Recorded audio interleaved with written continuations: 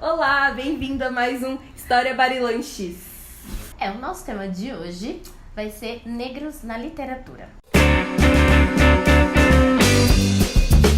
Vou pensar um pouco em, por exemplo, o livro que você está lendo agora. Você sabe se o autor ou a autora é negro? Os personagens, você já imaginou esses personagens interpretados como personagens negros? Imaginem. Aqui, Harry Potter, ai, maravilhoso. Harry Potter, autora J.K. Rowling, deve ser maravilhosa autora negra.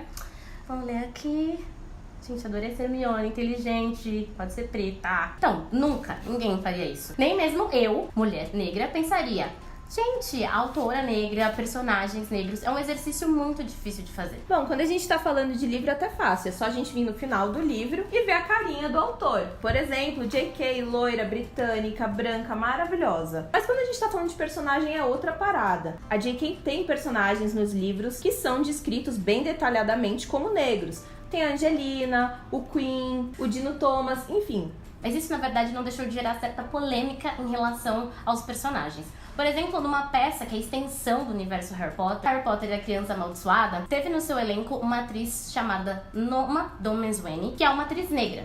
Ela para interpretar o papel de Hermione. Isso gerou muita polêmica, né? Porque como assim Hermione vai ser interpretada por uma atriz negra? E por que não? Então a questão, na verdade, é que toda vez que a gente lê um livro, a gente pensa justamente como predominantemente branco. Então, se a gente pensar de quem são essas produções, para quem são essas produções, como elas são feitas, a gente pensa, mais uma vez, em pessoas brancas ou de origem de países majoritariamente brancos, ou seja, mas que não tem só população branca. Acho que outro exemplo legal para trazer é o livro Os Filhos de Anansi, do Neil Gaiman, que é um spin-off da obra dele, Deuses Americanos. E teve toda uma discussão de uma sacada muito genial do Gaiman. Por quê? Ele só descreve os personagens brancos. E aí entraram numa questão com ele do porquê isso. Ele fala, não, tem descrição de alguns personagens. Por exemplo, tem uma personagem que a mãe é de Hong Kong, o pai é da Etiópia e ele faz essa descrição. Mas a grande parada pro Gaiman é que, por padrão,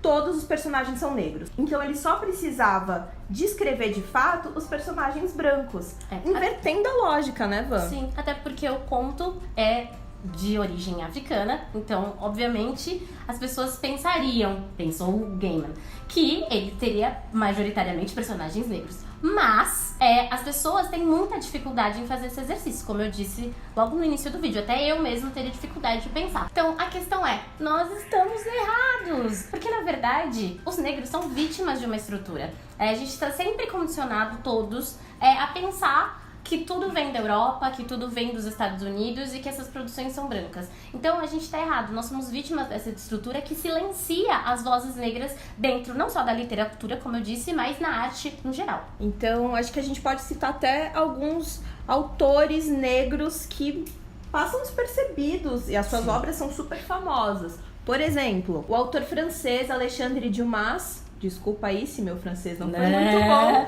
mas é um autor do século XIX, escreveu a obra Os Três Mosqueteiros. E, cara, sinceramente, até a gente estudar esse roteiro, eu nem sabia, sabe? Eu sou uma pessoa que gosta de literatura. Exatamente. Então, por exemplo, Machado de Assis é o grande nome da literatura brasileira e pouca gente sabe que ele é negro. É impressionante, até professores de literatura, se você perguntar, as pessoas não sabem que ele é negro, justamente por conta desse silenciamento. Então até as fotografias eram tão apagadas, a forma de colocar elas pra ser feita era de uma forma que não percebesse os traços da pessoa. E tem outros brasileiros, além do Machado de Assis, que a gente pode citar aqui. Sim, e são super relevantes na nossa literatura nacional e muitas vezes deixados de lado, né?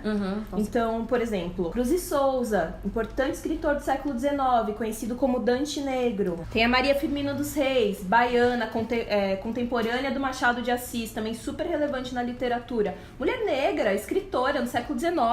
Exatamente. Ela foi criada num convento, aprendeu todas as maneiras de viver da grande sociedade, aprendeu francês, etc. Era extremamente culta. Lima Barreto, para trazer agora para a região sudeste, escritor carioca, que retratava essas realidades da rua e da periferia do Rio de Janeiro. Carolina Maria de Jesus, também escritora favelada, que morava aqui no São Paulo, uma favela que já foi demolida há muito tempo, mas era catadora de papel e fez um diário praticamente da sua vida, que virou best-seller primeiro internacionalmente, e aqui a gente ainda não reconhece a sua grandeza. Conceição Evaristo também, que é uma escritora contemporânea, super acessível, que mora em Minas Gerais e ainda faz muitas obras e discute várias coisas sobre a literatura negra, principalmente pela voz feminina. Que, inclusive, tá pleiteando um lugar dentro da Academia Brasileira de Letras, ao lado do outro único negro que temos, que é o Machado de Assis. Né? Então, a importância dela para marcar esse lugar, ainda como mulher, dentro dessa academia, né? É muito... E olha quantos autores a gente conseguiu levantar aqui em minutos. Isso só para dizer nosso contexto nacional, né? Existem grandes nomes também da literatura internacional e outros nomes também da intelectualidade,